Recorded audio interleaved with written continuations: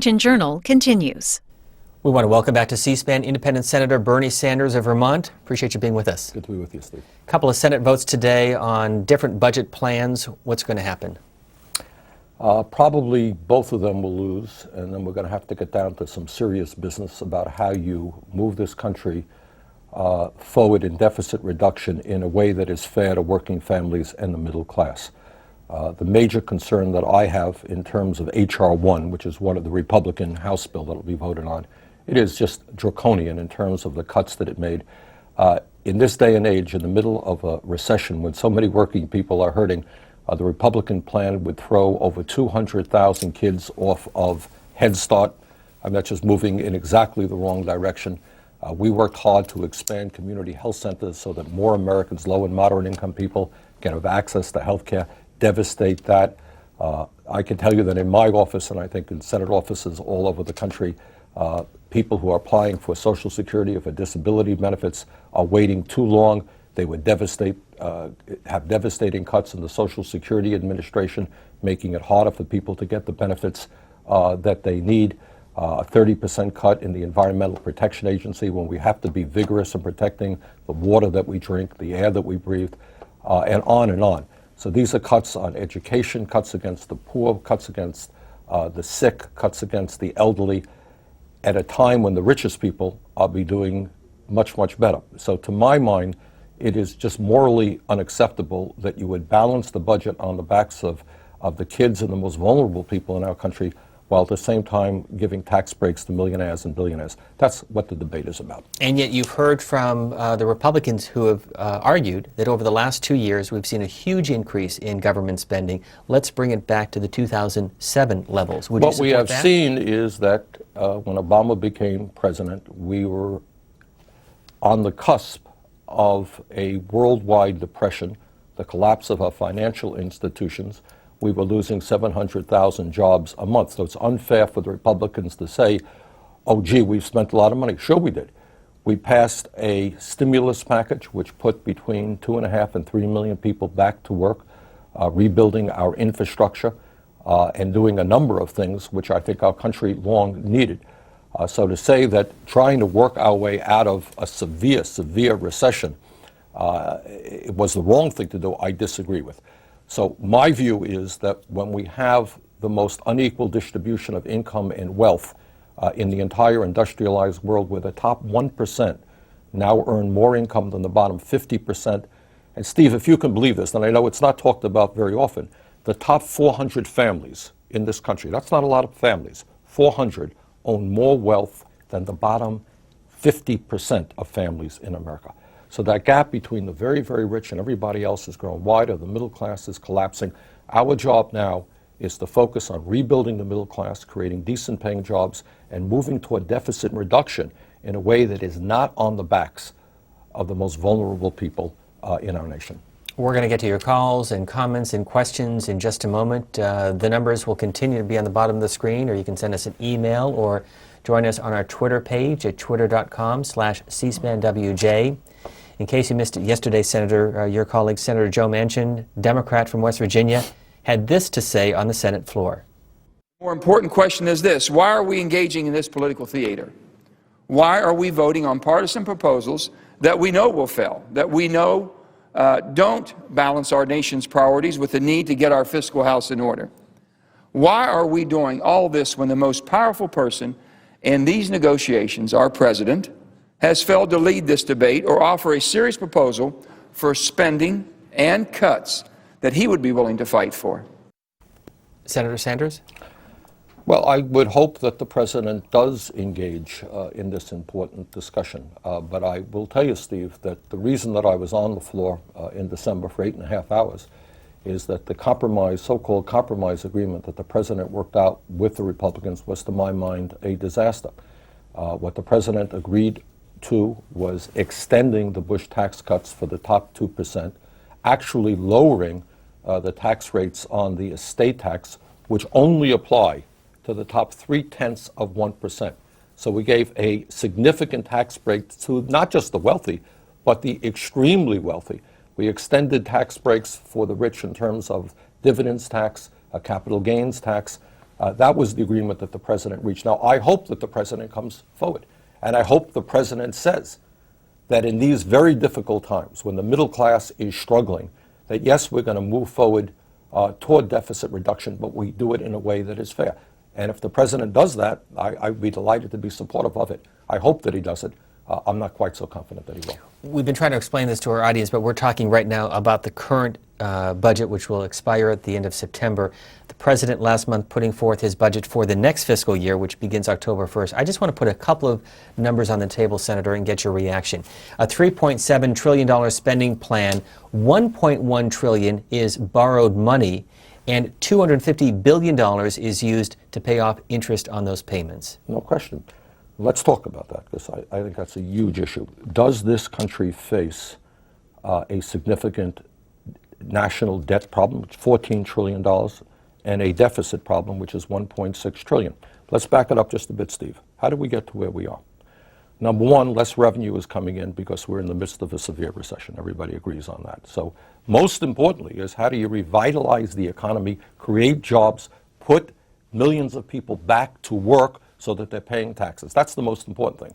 Second of all, I find it interesting, I have to say this, that many of the quote-unquote deficit hawks, many of the guys that are yelling loudest about this issue, are precisely the people who help cause the deficit situation we're in right now. Now, do you recall, you were here behind the camera, when we went into this war in Iraq, all right? Did you hear too many people saying, oh my goodness, we can't go into this war in Iraq unless we pay for it?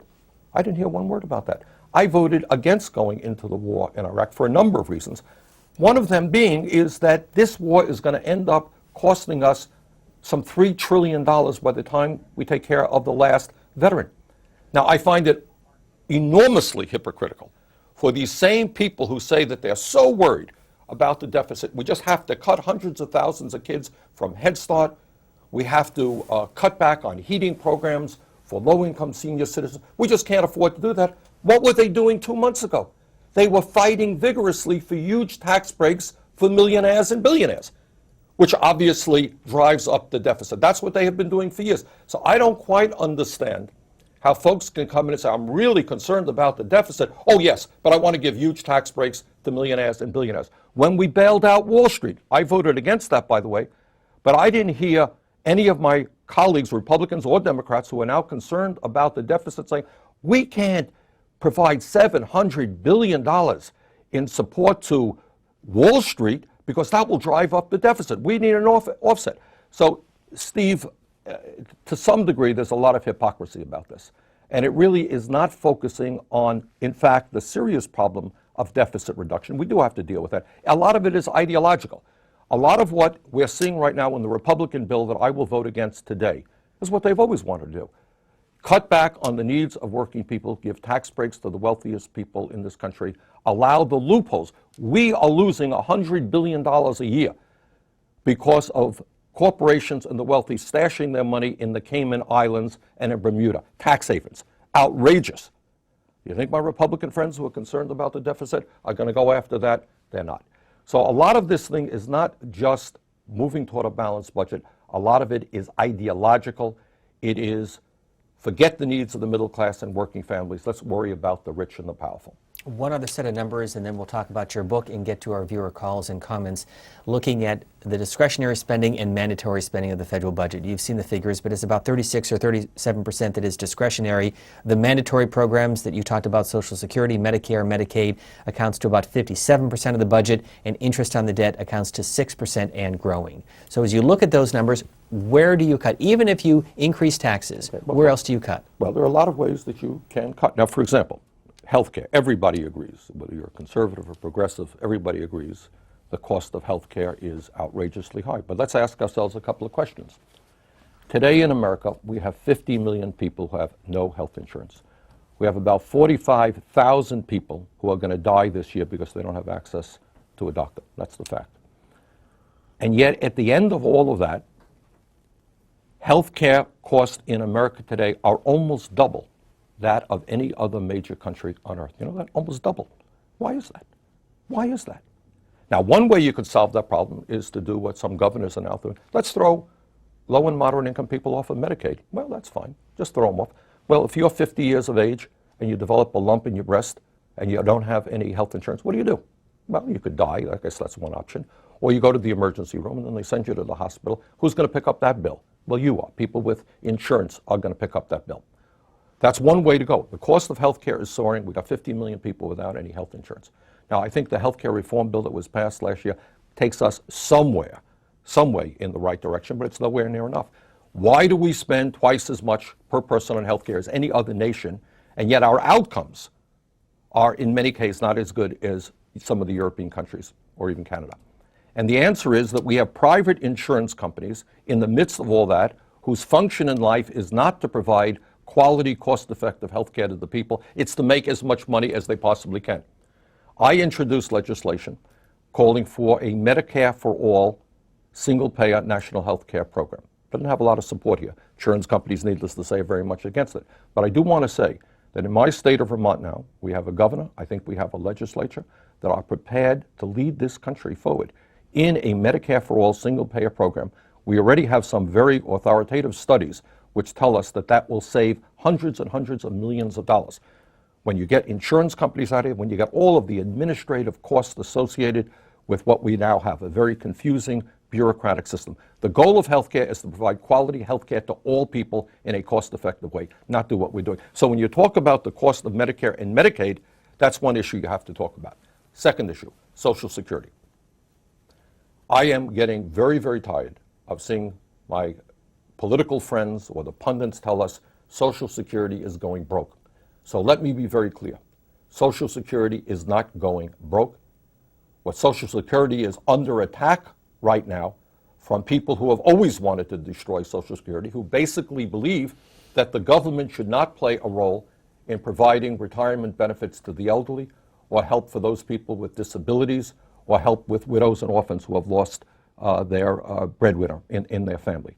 Social Security today has a $2.6 trillion surplus. Doesn't sound like it's going broke to me.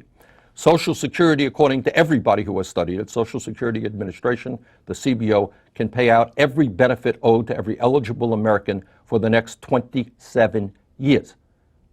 Social Security has not added one nickel, not one nickel, to our deficit, quite the contrary.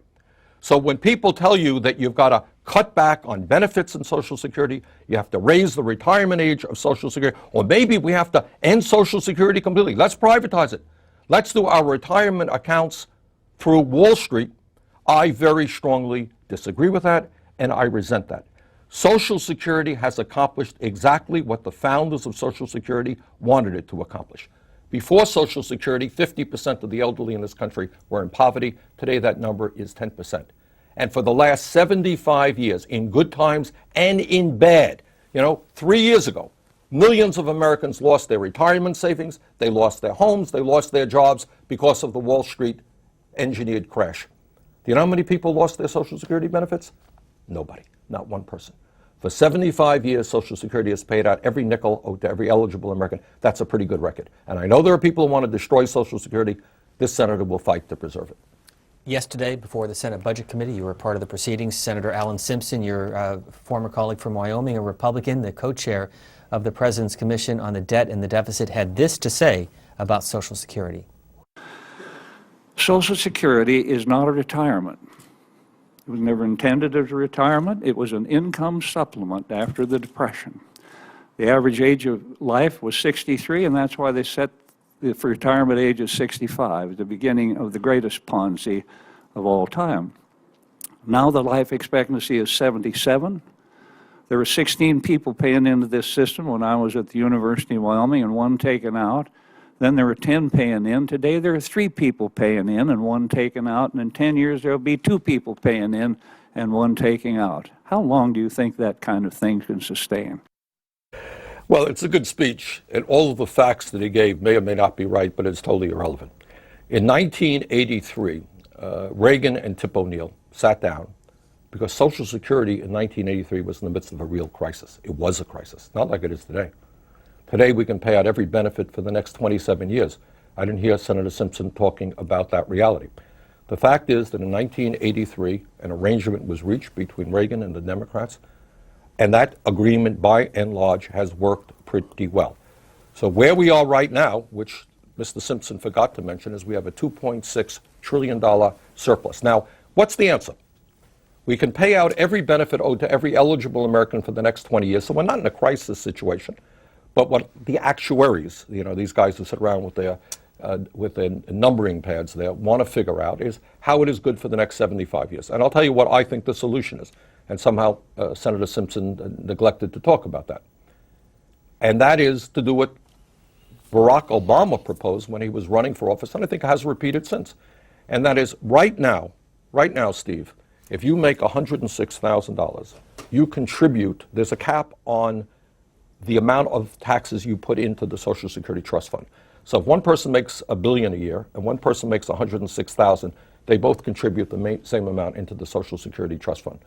What candidate Barack Obama proposed, which I think makes a lot of sense, is you have a bubble, you leave untouched income up to $250,000. So you're still at that 1.6 level. But then after $250,000, you lift that cap, and all of that new income is taxed at the same rate, comes into the Social Security Trust Fund. If you do that, Social Security will be strong for the next, I think, 55 or 60 years. And that's the solution to the problem. The book is called The Speech, a historic filibuster on corporate greed and the decline of our middle class. The morning of Friday, December the 10th, you woke up, you went to the Senate floor, you started to deliver a speech. It became somewhat of an internet sensation. A lot of viewers on C-SPAN 2, a lot of Twitter followers. What happened? Well, what happened is, many of the issues that I've been talking about now were taking place there. There was the need for an agreement on taxes.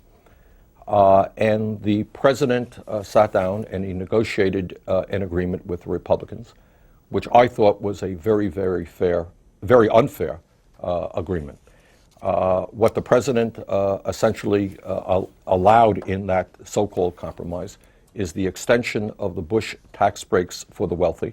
And again, I find it incomprehensible how people can talk about deficit reduction when you continue to give hundreds of billions of dollars in tax breaks to the very wealthy. Because in your speech, you point out that President Bush, when he took office, inherited a $236 billion surplus in 2001 and a projected 10-year surplus of $5.6 trillion. Right.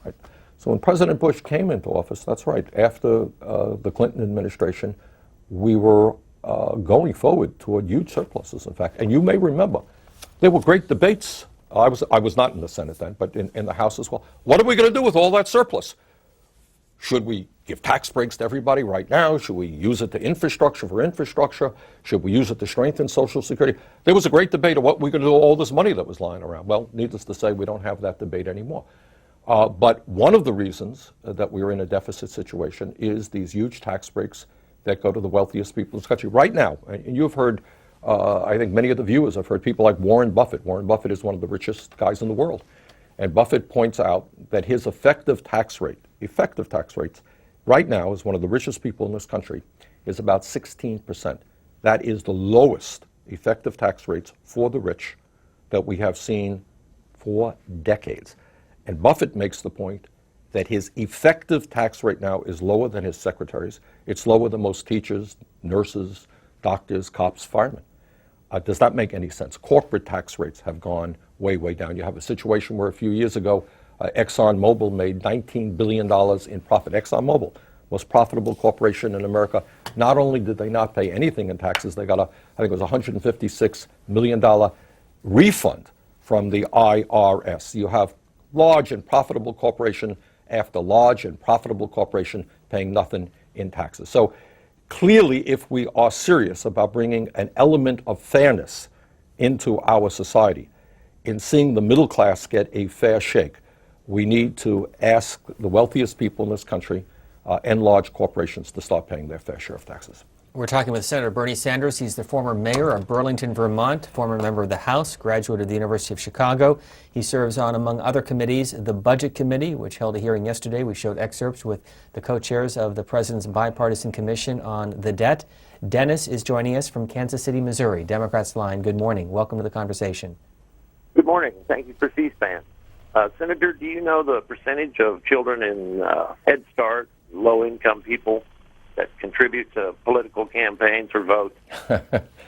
Well, I think, Dennis, you hit the nail on the head there.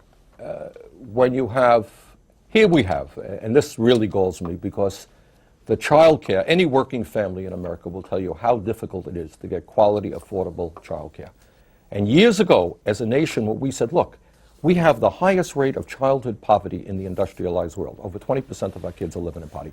And we understand, every psychologist, every teacher will tell you, that if kids don't get the intellectual and emotional nourishment that they need, by the time they get to kindergarten, by the time they get to first grade, they're already behind.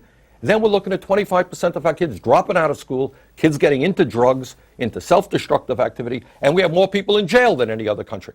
So what we decided to do is to say, look, low and moderate income kids, let's help them. Let's give them quality early childhood education through Head Start. Now the caller, what Dennis is saying, obviously, is that our Republican friends want to throw over 200,000 kids off of Head Start. How much money do their parents contribute into the political process? Well, needless to say, I expect very, very little. And Dennis is right. A lot of what takes place right now, only made worse, I should tell you, by the Citizens United decision, which will allow corporations and billionaires to put in disclosure, is that big money calls the tune in Washington, D.C., has an impact not only on the Republican Party, I would tell you on the Democratic Party as well. Tex has this point to your 400 wealthiest families.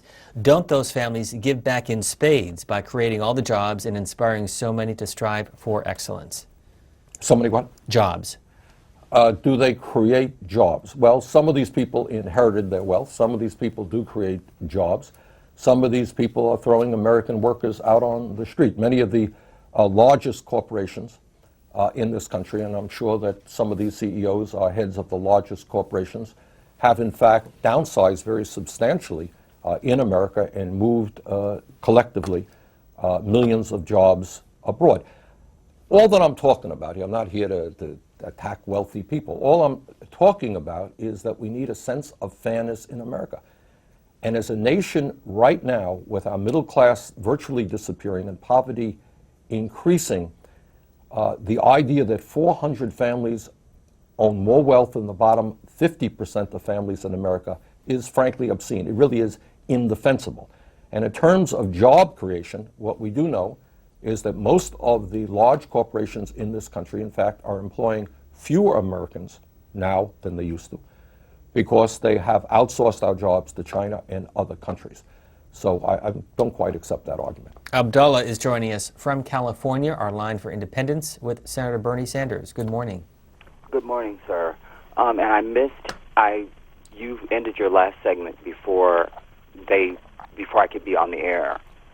So, but first I have a critique for C-SPAN, and then I had a quick comment for Mr. Sanders. I was an avid watcher of C-SPAN, and I stopped watching after the last presidential election. I think C-SPAN, because you're the only outlet in America now where the American people actually get a chance to hear each other. Every other modem of the media is they're speaking to us. What I'm offended by with C-SPAN, and you have the responsibility, when you have these people up there, one of the reasons why I'm an independent is because I'm only interested in the truth. Mm-hmm. I'm not interested in a label or anything like that.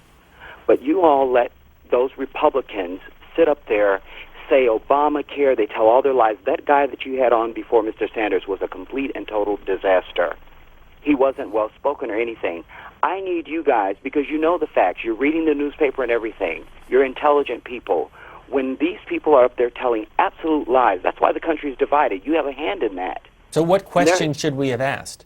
Well, I'm just saying, when you know that they're saying actual things that are completely factually wrong, you have a responsibility. We need you as the American people to correct that. We depend on C-SPAN. And hopefully we do that, but obviously you say we don't. Too much time. I want to say something to Mr. Sanders. Okay.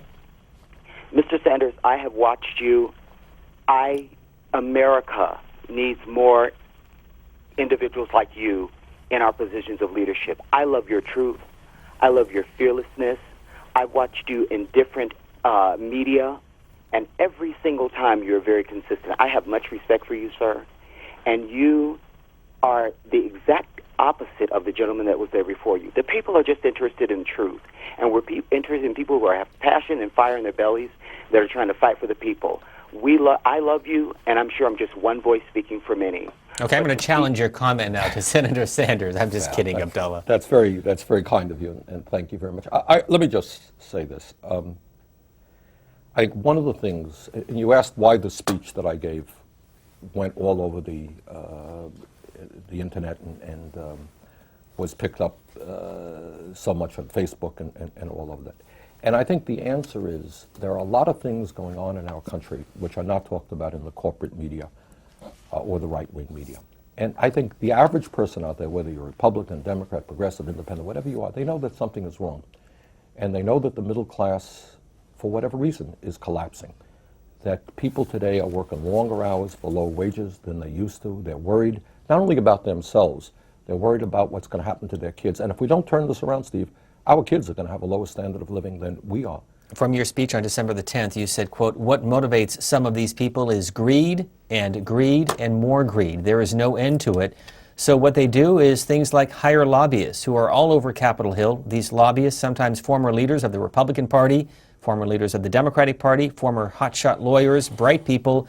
Their job is to make sure legislation we pass, such as this major tax bill, that this legislation benefits not ordinary Americans, but those who are wealthy." No, I mean, that's right. The fact is, and that's the point, how much does somebody really need? Look, I have no objection. There are always going to be people who are rich and always going to be people who are poor. But do you really need to hire all kinds of lobbyists, spend huge amounts of money in campaign contributions in order to make another couple of $100 million? When is enough enough? You know, throughout the history of America, there have always been divisions between the people who own a company and the people who work. But you know what you're seeing right now is many of these major corporations who are running profitable businesses here in America. They're saying, I don't make enough profit here in America. So I'm going to lay off thousands of workers, move to China, not because I can't run a profitable business in America. I can make even more money by paying people 50 cents an hour or 75 cents an hour. So the point that I make there, which I think a lot of people agree with, is you're looking at folks on the top, incredible greed. It appears that no matter how much they have, it's not enough. The rich get richer, their taxes go down. They get huge numbers of tax breaks. In terms of Wall Street, for example, and let me be very clear, we are in the midst of a horrendous recession where if you look at the real facts, unemployment is not 8.9 or 9%. Real unemployment is closer to 16%. When you add to those numbers people who have given up looking for work, people who are working 20 hours a week who want to work 40 hours a week. This recession was caused by the greed and the recklessness and illegal behavior on Wall Street. And every day when I go back to Vermont, I hold a town meeting. We just held one on Saturday. Got 500 people out. People say, how come none of these guys in Wall Street who performed illegal acts, not one of them has gone to jail? So that's one of the questions from our viewer. When are we going to have justice for what he calls those Wall Street crooks? Well, there you go, right? That's what I hear all over the country. And you know what? The Wall Street crooks are too powerful.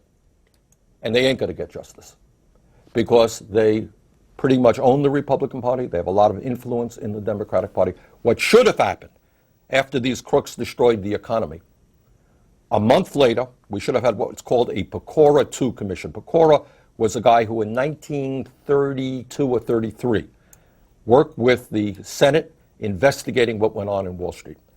And where people, the crimes that these people committed, the damage that they did to our economy, how many people lost their homes, their jobs, their life savings because of the crooked, the business model, which is fraudulent on Wall Street. But they are too powerful, apparently, to be taken to justice. And that's a sad state of affairs. Carl is joining us, Republican line from Hedgeville, West Virginia. Good morning. Yes, good morning. You know, as long as you sit there and filibuster, you'll never have to answer many questions from conservatives because, you know, you sit there and talk for 20 minutes and nobody else gets in. But I want to tell you a little story. I was raised up in southern West Virginia during the Lyndon Johnson Great Society program. Well, what happened, we soon learned that the government would send us a check. The more kids we had, the more money we would get. They would send us food. We didn't have to get out and hustle for food. So, therefore, we could lay on the couch all day and, you know, live the good life. Now, you see, I was fortunate. I joined the Marine Corps, and I got out in this world, and I seen that the harder you work, the better off you are. And, you know, you're a good man. You're a compassionate man. But socialism will not work in this country, and you know it. If you take away incentive for people to work, people won't work. And that's just the way it is. I mean, you know, look, stop filibustering so much and let other people ask you questions about conservatism. Thank you. All right. Well, let me answer Carl's, and I didn't know that I was filibustering here, but Carl, the idea that the American people kind of don't want to work, I've heard that before. I'm not going to tell you for 1 second that there aren't people out there who will exploit the system, you know, who will get food stamps, who get some other program in order not to work. It is true. But I think the number of those people is much overstated. The truth of the matter is that we live in a country, for whatever anybody around the world may say about America, we are the hardest working people in the world. And what I want to say to Carl is, a few years ago we had the dubious distinction, I think, of surpassing the Japanese in terms of the number of hours our people worked. We now work the longest hours of any people around the world. And I can tell you that in my state of Vermont, it is not uncommon for people not to be working one job, but to be working 2 jobs, 3 jobs, occasionally 4 jobs, in order to cobble together an income.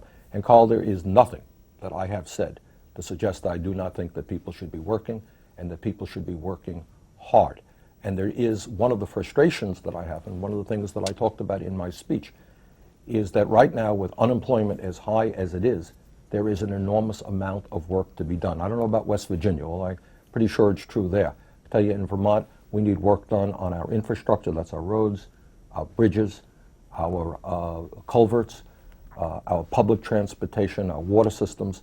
We can put over a period of time millions of people to work rebuilding our infrastructure, which makes us more competitive. So I think, please don't hear me to suggest that we don't want to encourage people to work. And I think in this country, people do want to work. The speech was 8.5 hours. It began when on the morning of December the 10th? I think a little bit after 10 o'clock. And you yielded at? About 7 or so. And it's now turned into a book. It's called The Speech, Bernie Sanders, A Historic Filibuster on Corporate Greed and the Decline of Our Middle Class. One of our viewers who tweets this question, Senator Sanders, please comment on the Wisconsin union fight, also the influence of people like Koch Industries in politics. Good. What the book is about and what my speech was about was not only my disagreement about the tax agreement reached between the president and the Republicans, which I thought was a very unfair agreement. It is what is going on to the middle class and working families of our country. And as I mentioned earlier, Steve, in my view, and I think most viewers, no matter what their political persuasion is, will agree, our middle class is collapsing in America, and the gap between the very rich and everybody else is growing wider. And there are a number of reasons for that. One of is a disastrous trade policy. I think that's NAFTA, permanent normal trade relations with China, other trade agreements, which have basically allowed corporate America to throw American workers out on the street, move to developing countries where people are sometimes paid pennies an hour, and then bring their products back into America. And it becomes much harder now to find products made in the United States of America. We have lost millions of good-paying jobs. Another part of the reason the middle class is in decline, and not unrelated to the trade issue, is fewer and fewer people are members of trade unions. What a trade union is simply about is bringing people together so that they can collectively, standing together, negotiate with their employer a fair contract. What is going on in Wisconsin today is part of the assault on the middle class. And what we're seeing now is a governor, every Wisconsin, Vermont, every state in the country virtually has serious deficit problems, and each state is trying to deal with that. But breaking unions and ending the ability of workers to bargain, in this case public employees, to negotiate contracts has nothing to do with deficit reduction. It simply is an effort to destroy your political opposition, make it harder for working people to stand together to get a fair shake. So I think what's going on in Wisconsin is not unrelated to what's going on here in Washington. There are savage attacks taking place against working families and the middle class. When you give tax breaks to billionaires, and you cut back on community health centers denying people access to health care, or throw kids off of Head Start, or cut back on Pell Grants at a time when middle-class families desperately trying to get their kids into college. These are all attacks against the middle class. Then the caller asked, well, what about the Koch brothers and these guys? What is also going on, and this is where the greed element comes in, is the Koch brothers, and they're not certainly unique, are now in a position through the disastrous Supreme Court Citizens United decision to put as much money as they want into the political process. They can run TV ads in Wisconsin, Vermont, any place they want without any disclosure, because the Supreme Court said that they now have unlimited First Amendment rights to get involved in the political process. So what you're seeing now is the very wealthiest people, many, not all at all. You got a lot of wealthy people who say, you know what, I'm worried about my country, I'm worried about the children in this country, don't give me tax breaks. You got a lot of folks saying that, but not all. You got a lot of other folks who say, hey, I'm worth $35 billion, which is what I think the Koch brothers, I need more and more and more. And let's work together to break unions and so forth. So what you're looking about is not only the wealth of the big money interests getting bigger, but you're seeing their political power growing as well. Dorothy is joining us from Wisconsin in Delafield on the Democrats line. Good morning. Good morning. I just want to say that I do like the format that C-SPAN run. I like the fact that guest speakers can have their say and there's no interruption with opinion from the facilitator. I want to talk to Mr. Sanders regarding what's going on in Wisconsin here, and I listened to a lot of what you have to say. I am a Democrat, but I guess I feel I'm an independent Democrat, and former teacher, former principal. Just watching what's going on in this state in terms of the governor attempting to break the unions, and I think as an extension to that, interrupt the flow of support, financial support for politicians that represent, I think, the middle class. I want to thank this gentleman for standing up and speaking the truth. That's why I listen to C-SPAN. And I want you to just continue, and I hope that people of the middle class will start to do more of what has happened here in Wisconsin. Voters or citizens standing up and really being citizens and showing the world what democracy looks like in action. Thank you. Thank you, Dorothy. Well, very briefly, I agree with what Dorothy is saying. What you're seeing in Wisconsin, I think, goes beyond, if you like, what's even going on in their own state. I think people are sick and tired of the assaults taking place against the working class. They don't want to see public employees played off against private employees. I know the governor there is saying, well, look at people who are private employees. They don't have this, they don't have that. The answer is we want the middle class to expand. We want poverty to go down. We don't want to say, to keep attacking each other in a race to the bottom. So the idea that you have in Wisconsin now, teachers and public employees and firemen and police officers standing together to say, hey, we've got to protect the middle class against continued assaults is, I think, a very positive development. You're an independent from Vermont. You've been called a liberal, a progressive, a socialist. Where would you put your political ideology?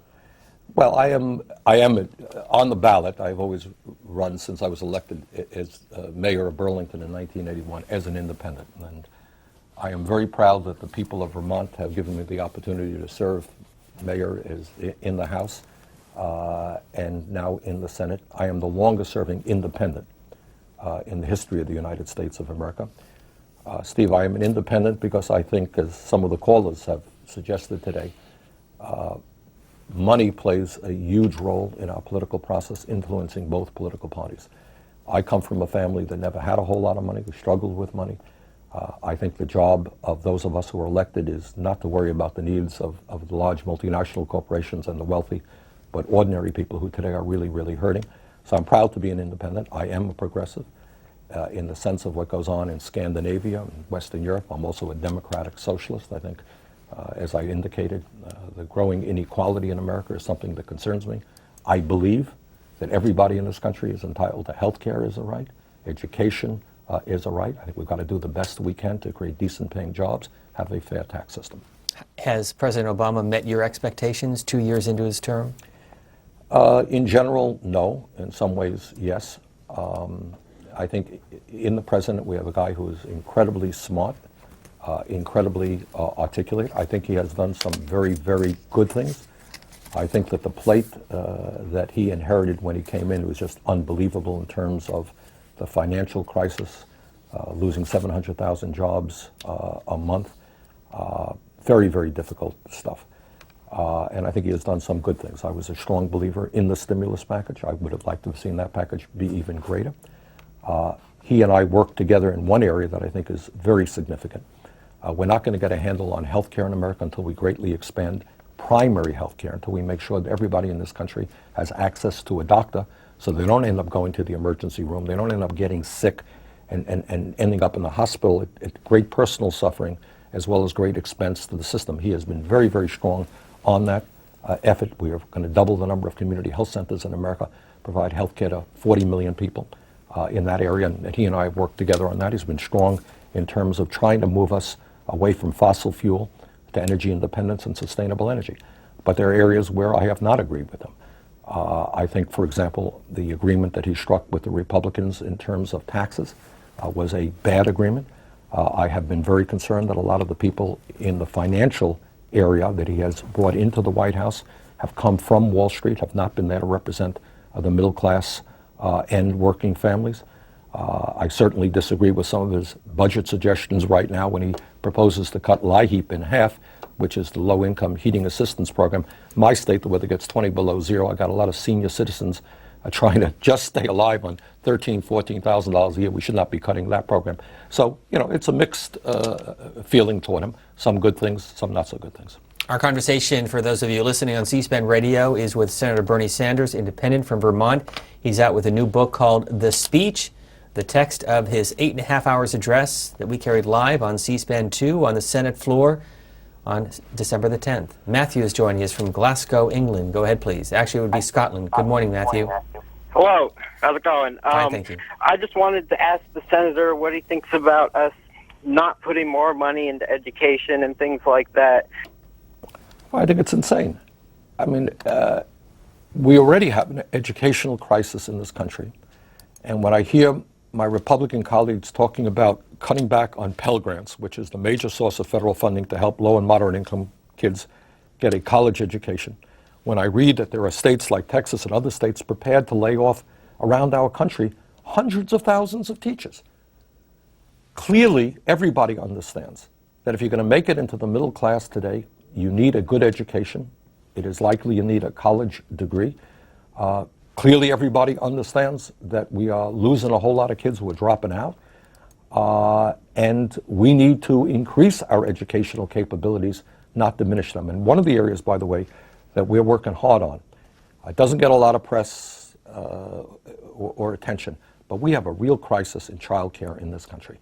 And if you are a two-income family, and most middle-class families now have husband and wife both working, how do you provide good quality child care for your kids at an affordable cost? Well, it doesn't exist in many places in America. We've got to focus on that. We've got to treat our child care workers with respect. And we're working on legislation. We've introduced legislation to address that. So I don't think you cut teachers and cut back on education. But James points out that more money has not resulted in any improvement in education. I think you also have to reform education as well.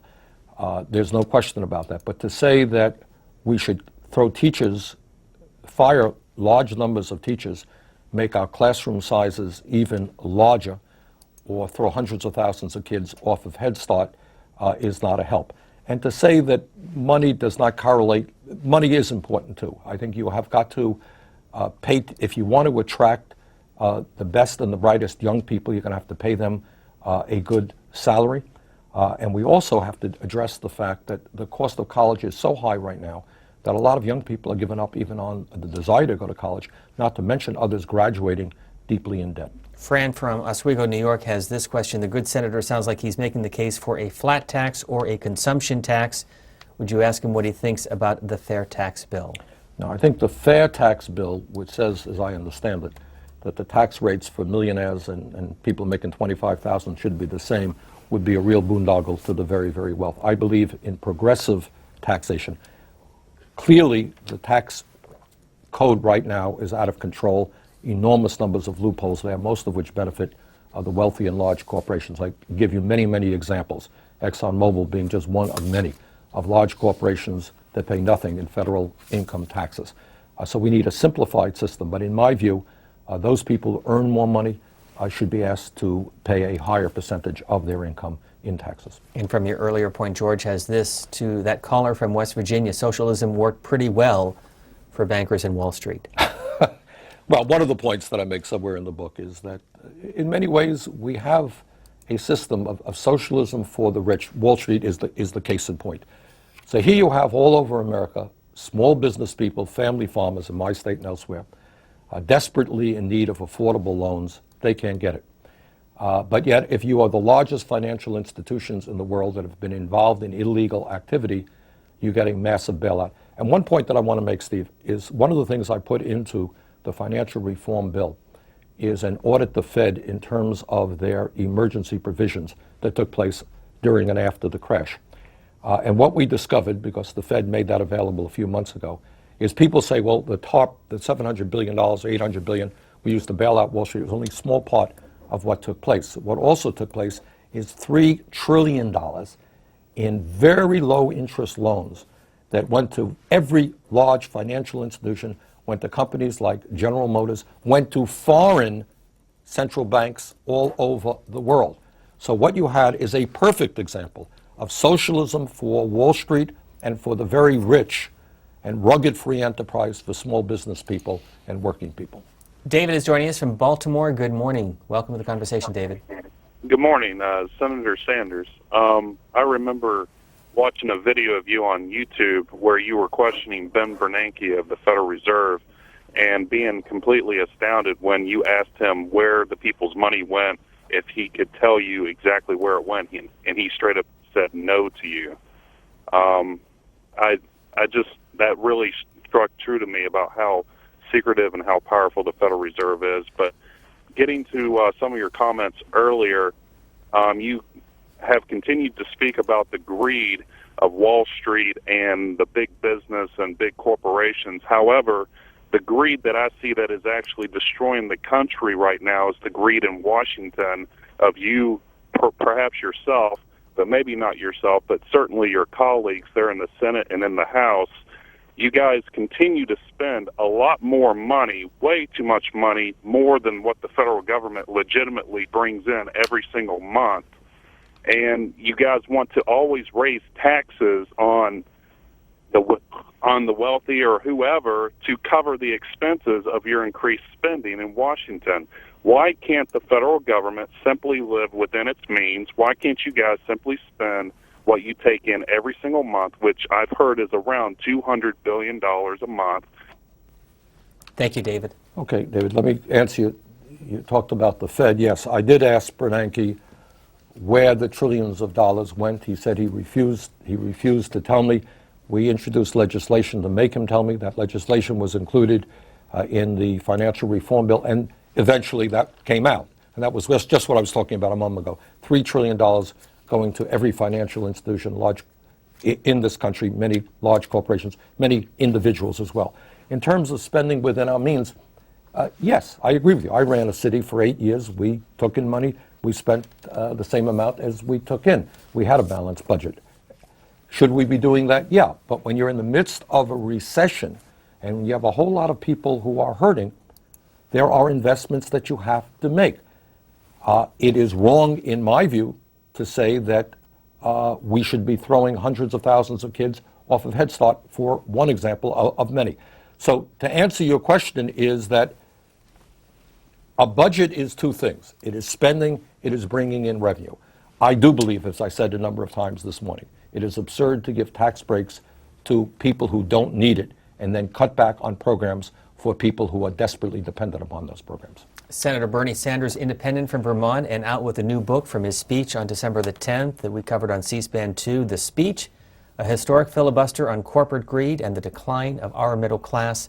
Thanks as always for being with us. Good to be with you. Appreciate your time. Coming up in just a couple minutes, we're going to introduce you to our grand prize winner in C-SPAN's Student Cam contest, and also more information on many of the entries. But first, a look at the latest news from C-SPAN Radio.